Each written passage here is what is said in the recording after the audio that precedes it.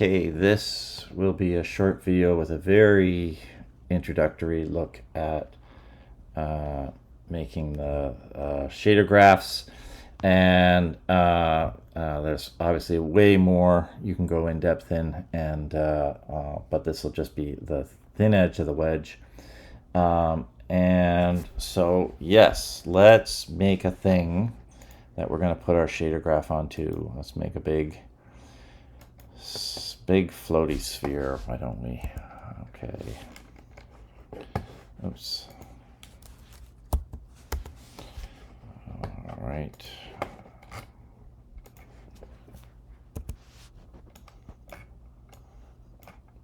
Something we can admire. Okay. And so the first thing we need to do is make a shader graph. We need to make a shader graph and URP and lit shader graph. That sounds great. And I'm going to call it class SG for shader graph. And now we need a new material. It seems to want to think about this for a second. Okay, now let's make a new material, create material, and I'm going to call it class material. Okay, awesome. And I'm going to put the material onto the guy, on the ball, and we want to tell the material that we want to use this class shader graph, the new shader graph. So under shader up here, we can go under universal render pipeline. We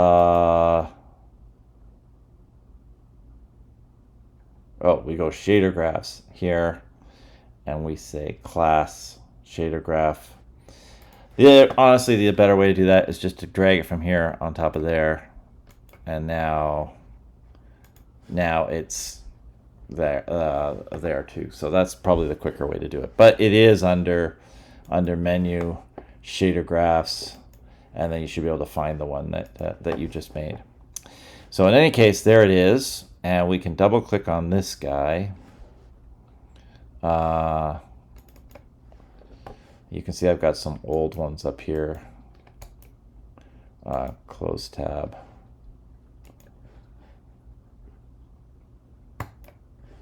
Okay, and I'm going to make this a little bit bigger again. So, shader graph.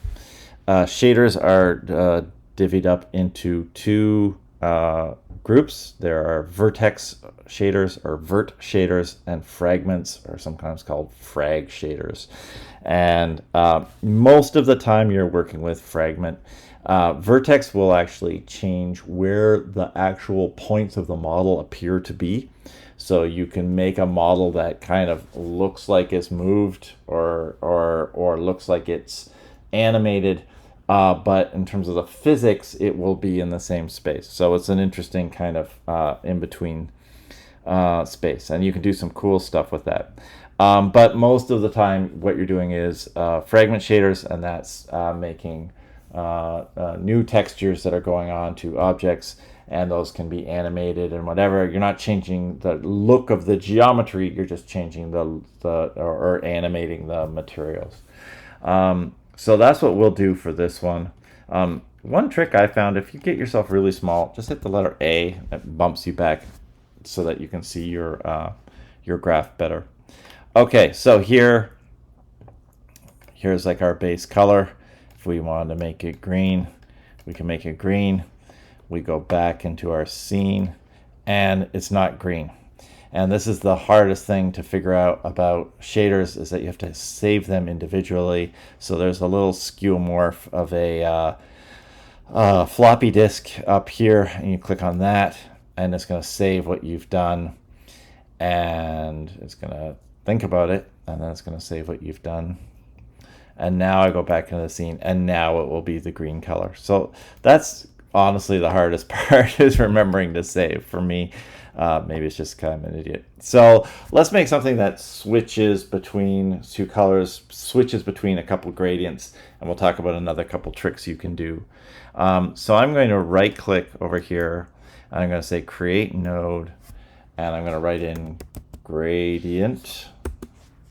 I'm going to make a gradient, and let's pick two colors here to gradient between.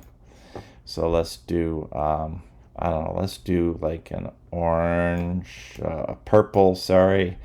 And then on the other end, let's have it change to a blue. So it's going to go between those guys. Maybe if we want, let's make another one here that's a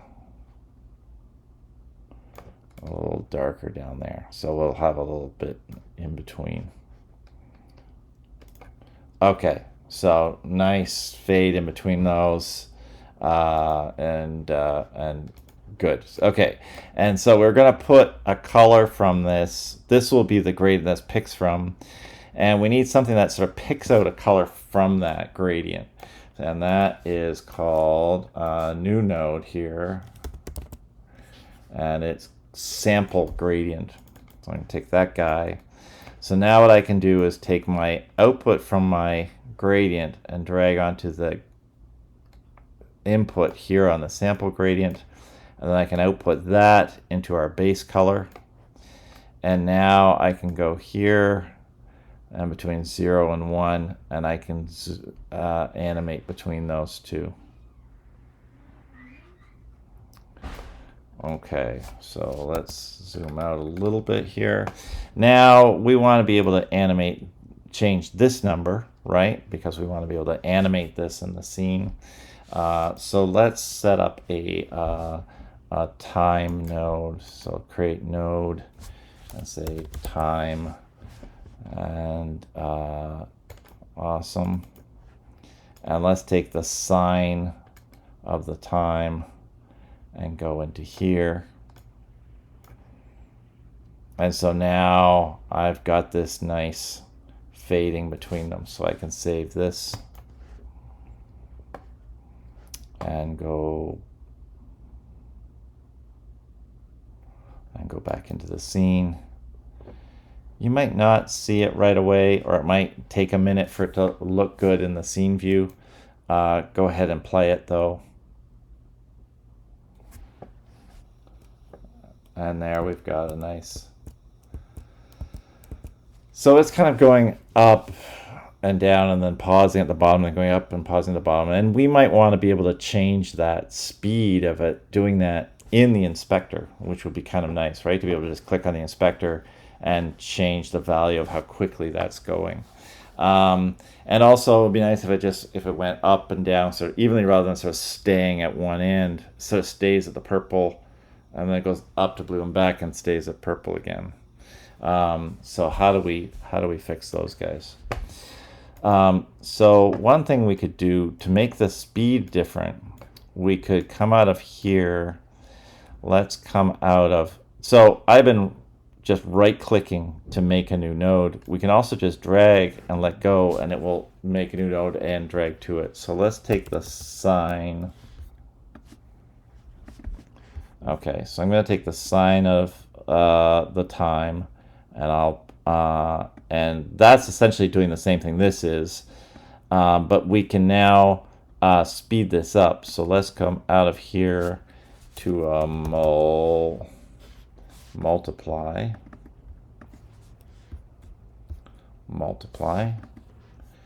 and go out here into time.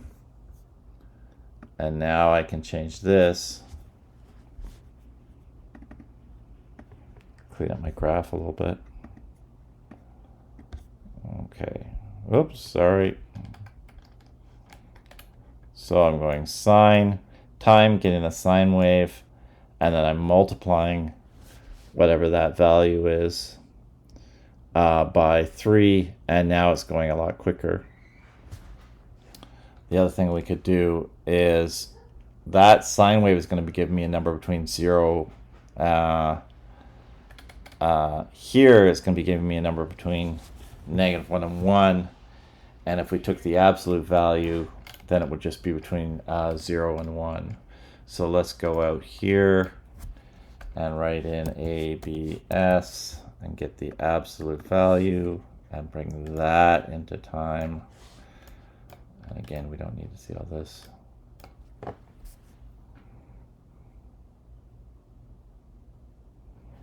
Is that working? Maybe I need to multiply time before I do the sine wave. Let's try that. So I'm going to delete these.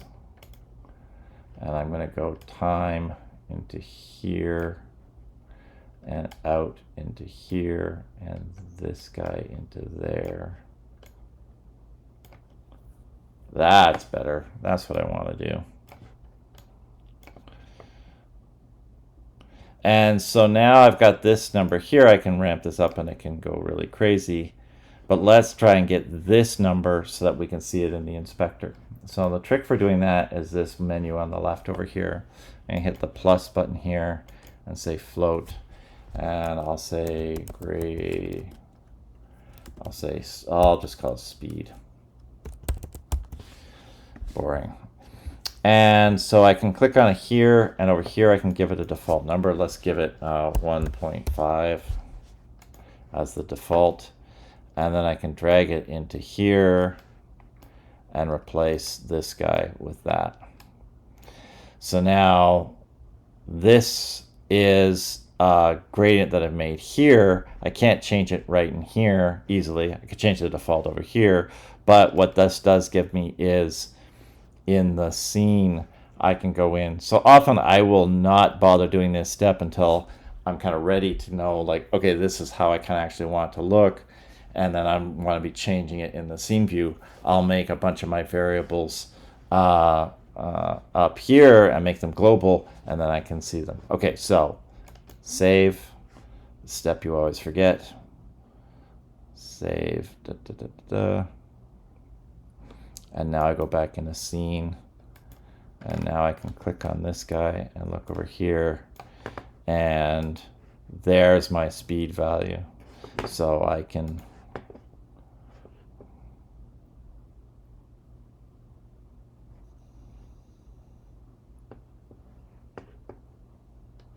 and maybe I want it really crazy.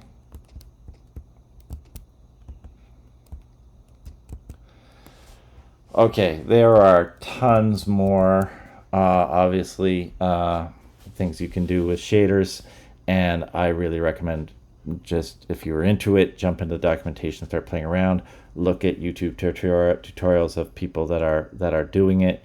On our class website, I have some kind of recipes for interesting shaders. One's a Fresnel lens kind of effect. Another is moving a material and having a material move over top of like an image, a texture image moving over top. So you can make a brick wall that's like actually animating.